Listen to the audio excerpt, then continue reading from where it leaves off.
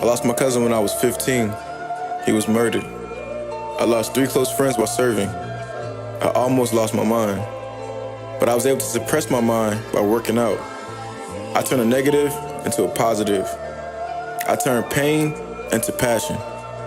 That's what Stick Fit is all about. The goal is to encourage people to work the pain away, turn pain into profit.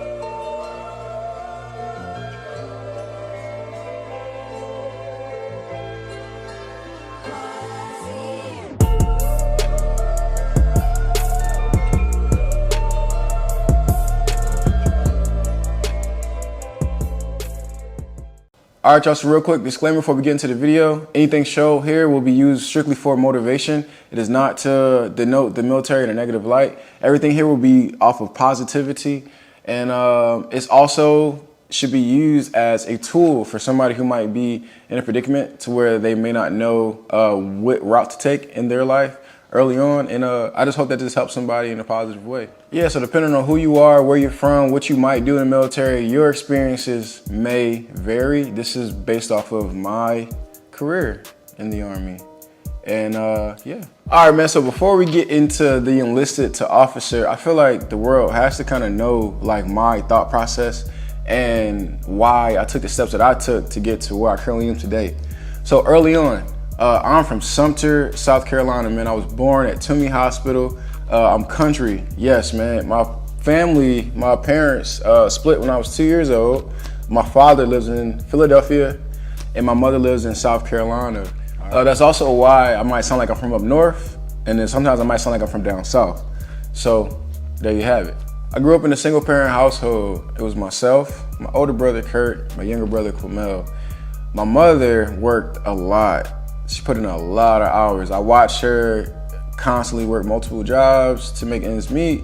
And that's honestly where a lot of my work ethic comes from to this day, like watching my mom grind. With my mother always being gone, we had little supervision, but in the right way, I got into the streets. So,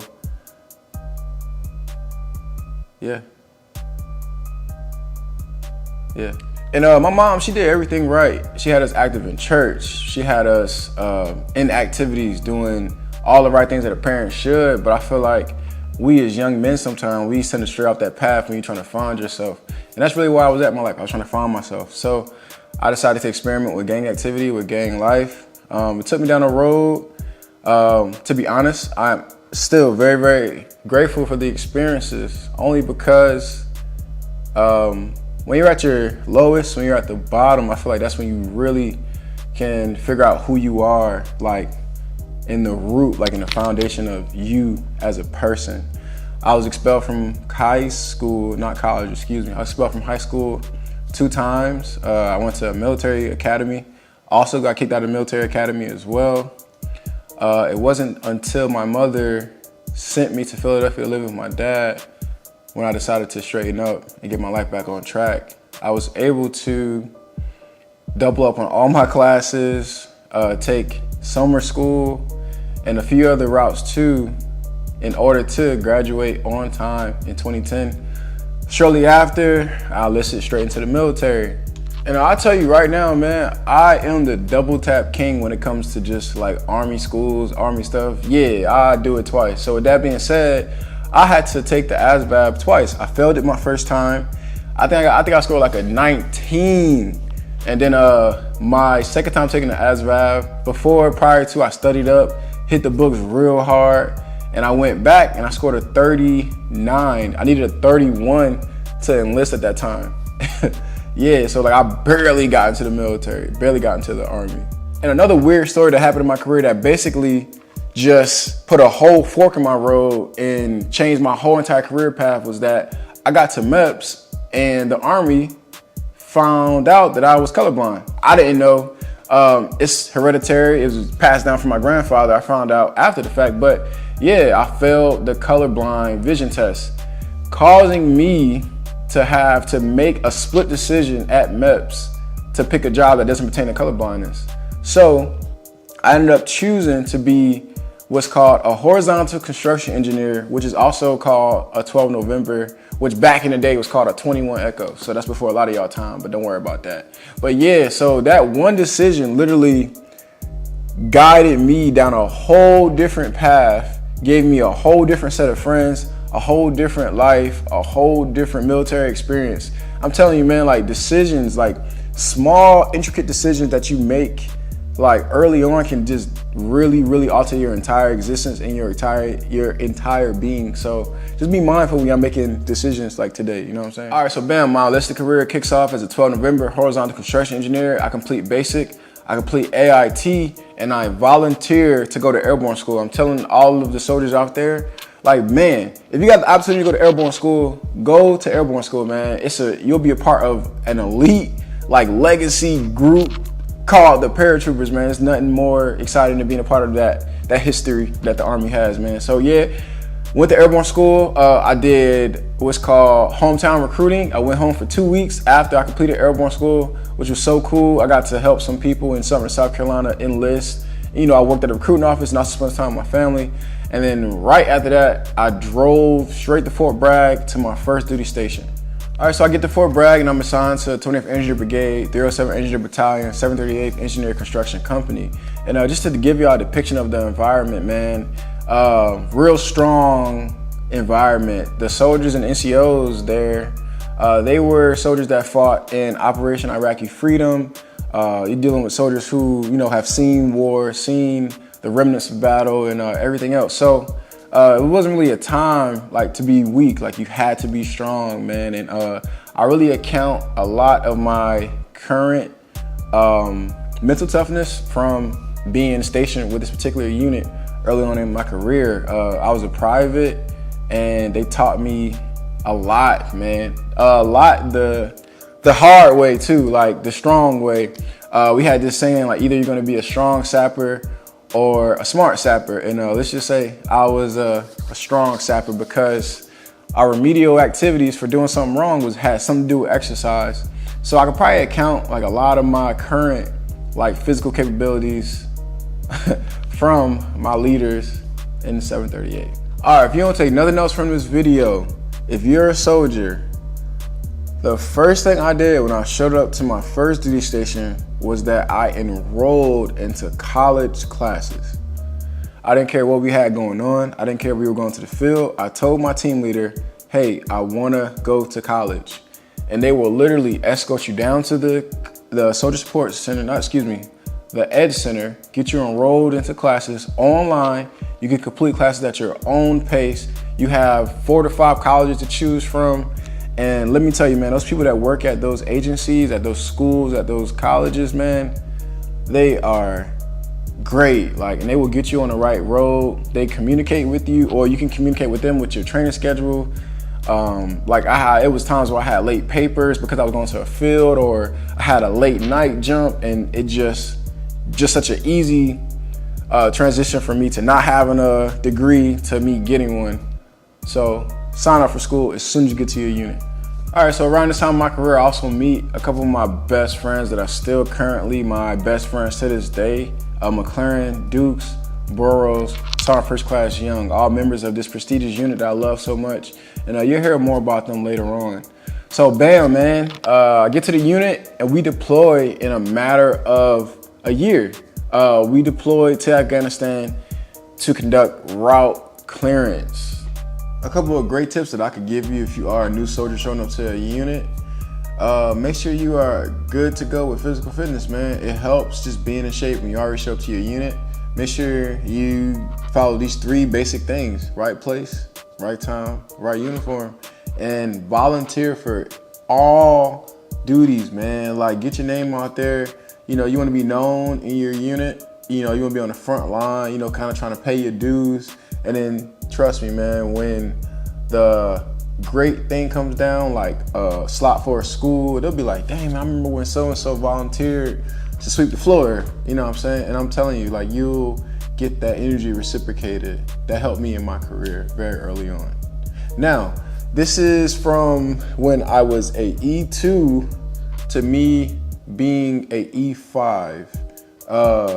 This time in my career was pretty much where I learned the brunt of what it took to be an engineer. All right, so fast forward to my first deployment in Afghanistan, and we are in Helmand Province at Camp Leatherneck.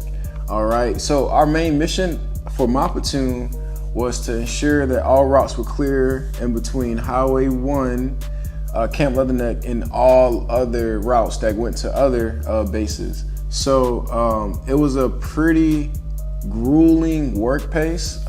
We pretty much worked 5 days on, maybe 1 day to refit, and then you're pretty much right back out there on the road again, clearing routes. And clearing routes can mean anything from removing IEDs from the side of the road, which are also called improvised explosive devices.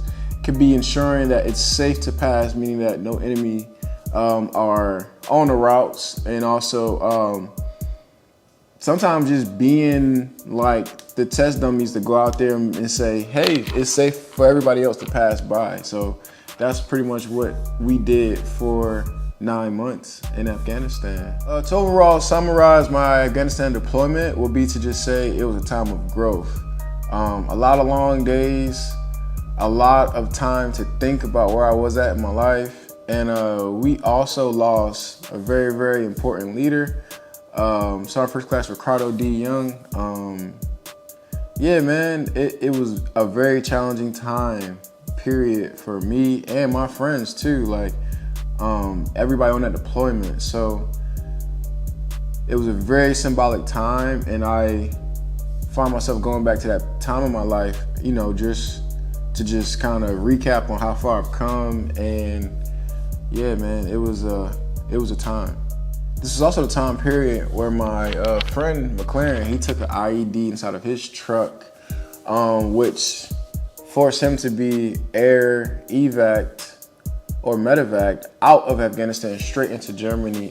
He broke his right leg and his right arm from an IED explosion. He survived that though. He's a real strong dude, man. All right, so we can fast forward through the deployment, man. So a couple key things from my Afghanistan deployment that I wish I would have did, or the things that I would do differently, was just set some money aside to invest. When you come home, you know what I'm saying, don't blow it all. I went out, I did the soldier thing, I bought a Challenger, I'm just gonna be honest with you. But definitely put that money up, man. Talk to some financial advisors, because I do know some people who were able to take that money that they made in Afghanistan, which was tax-free, among other benefits that we got, and set up nice little nest eggs for them and their families. I know now, so lately and of the last recent years, I have been investing. So yeah, man. Biggest takeaway from deployment, put that money up. All right, so we're gonna keep it flowing. So I get back from Afghanistan, PCS to Hawaii. And in Hawaii is where I ultimately make my decision to become an officer and jump into the Green and Gold program, which ultimately changed my entire career and life. In Hawaii is also where I earned my degree from Central Texas College in general education. It was an associate's. I then raised my GT score. And once I raised my GT score, just so many doors opened up for me in the military. I almost got out. So another key note is that if you are an enlisted soldier, you don't have a GT of 110, go ahead and go to BSUP. If you go to BSUP and you are able to raise your GT score, that one minor change is gonna open up so many doors for you in your career. You can go warrant officer, you can change your job, find a better job. Well, I won't say better, because better is based off of perspective. But just a different job from what you're currently doing. So go to BSUP if you don't have a GT score of 110. Yes, sir. All right, and so for those who don't know what BSUP is the course that allows soldiers to raise their ASVAB scores, overall allowing them to get more job opportunities. So it's like a 4 to 6 week course. You go through it, they give you good study tips, good study hacks, and at the end of the course, you retake the ASVAB. That's exactly what I did. I had a 98 GT score, I went from a 98 to a 117 GT score. All you need is a 110 to do pretty much all jobs in the Army. It's the baseline for that. So yeah, go to BSEP if you have below a 110 GT score. Hello. Okay, we're back. Okay. All right, y'all, so y'all got it from there. I got my GT score improved to a 110. I got my degree. So many doors opened up to me at this point in my career. I could have went warrant officer. I could have went SF. I could have went a whole bunch of other different routes. But I had a bro who mentioned the Green to Go program. It's a great program that gives you 2 years to technically, physically get out of the Army and go to a college of your choice, attain your bachelor's degree. And after you attain your bachelor's degree, you also need to simultaneously complete ROTC program with the bachelor's degree. You commission as an officer and come back in as a lieutenant. I felt like this was a very, very great opportunity for me, mainly because my younger brother was in college at the time. So I decided this was a good opportunity for me to go catch up with my younger brother, go to college full time, take a break from the Army, and rise to just a different level in my career. So that's why I went green to gold. And we'll get more into the finer details. And this is Daddy and Lego show. So if you want to see the other show, Lego show, then you could subscribe and like and make sure you see the video that's going to be tomorrow. Thank you. All right, so there you pretty much have it. That's my enlisted career in a nutshell, okay? So now we're gonna talk about some things that overall swayed me to make the decision to become a commissioned officer in the Army. So the job that I was currently doing was a 12 November horizontal construction engineer. As a staff sergeant, I had not done a lot of construction engineering tasks, mainly because I deployed as a rock clearance asset. So here I am as a staff sergeant in a job, skill that I don't have a lot of knowledge in. I was very, very heavy with combat knowledge, but when it came to construction, I gotta be honest, I lacked a lot of knowledge that some of my peers had that came from units that weren't fighting, so to speak. So yeah, I was a staff sergeant with little experience in my job set. I had a degree that I wanted to put to more use, not only just use it for promotion points inside the military. That was kind of one of my second points. And finally, nobody in my family was a commissioned officer.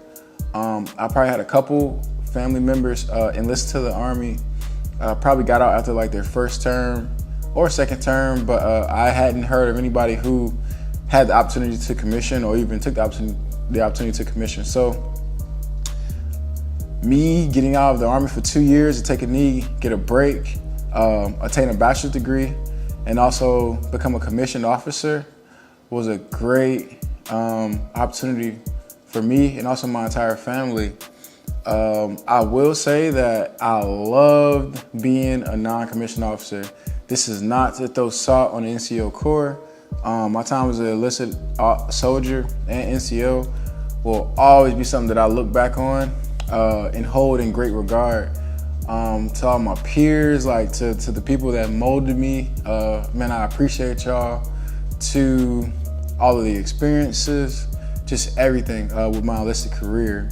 It really gave me a great foundation to move into the idea of becoming a commissioned officer. Since becoming an officer, life has been very different. And there are some perks and there are some drawbacks. But I will lead with this. My good days definitely outweigh the bad. I'm currently a med service officer, currently an XO. I'm allowed to make certain decisions that affect my unit. And before, when I was on the enlisted side, I necessarily didn't have a lot of say-so in what went on, but That is how the scheme of, leadership is broken down in the military. Versus when I was an NCO, I was more or less at the point of execution, making stuff happen with the soldiers. As an officer, I get to take a step back, look at the bigger picture, analyze, make real-time decisions that affect the overall outcome of the mission. So I can say that I actually enjoy being on this side, but there also are some things that I do miss about being an NCO. Hey man, one thing I will say is that the Army is a very special place. It has allowed me to do so much, and I don't know where I would be if it wasn't for the Army. It's given me some great friends. It's given me a lot of life lessons. I've lost some very, very close friends and try to memorialize them as much as possible. It's just such a different environment. It's a different workplace. I have never had nothing like it in my life. So yeah, if you think about joining the Army, definitely, man, do that. And another thing I will add is that me being physically fit has helped my career a whole lot. Me being fit has put my name in different conversations across the military. It's not everything. Fitness is not everything. I know some people probably listening in on that, but it did lead to me receiving a letter from my first commanding general in my command for maxing the new Army combat fitness test. So yeah, that's my rant on that. Oh yeah, but shout out to my sponsors, you know what I'm saying? C4 Energy. Make sure y'all use the code SICKFIT to save 20% off whenever you purchase. And check out the website, www.sickfitbrand.com. You know what I'm saying? And what you got to say, Lay? And make sure you subscribe and like Layla and Daddy. So. Yes, sir. Oh yeah, and the SickFit merch is on the website. Make sure y'all cop that. It's there. Cop it.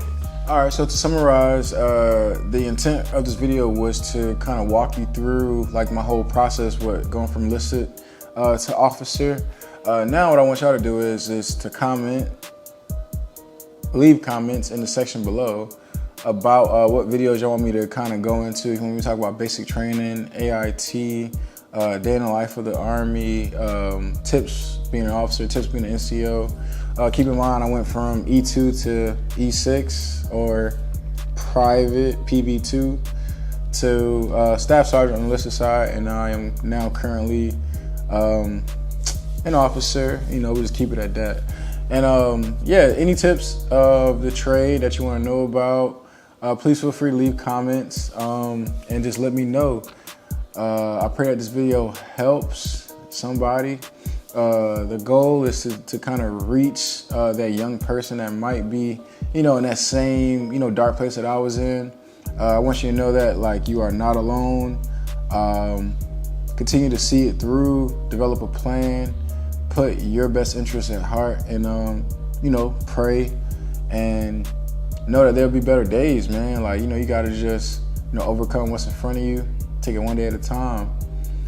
Please don't forget to subscribe to the channel as it helps the analytics. And yeah, man, we're gonna try to keep this show rolling. And I hope to put out quality content that is gonna help a lot of people. And even if it just helps one person, like, I'm happy with that, man. So thank y'all for giving me your ear to talk. And I hope that y'all know a little more about me, and hopefully y'all can understand me a lot more too, you know what I'm saying? So thank y'all. Peace. Gotta put my baby to bed.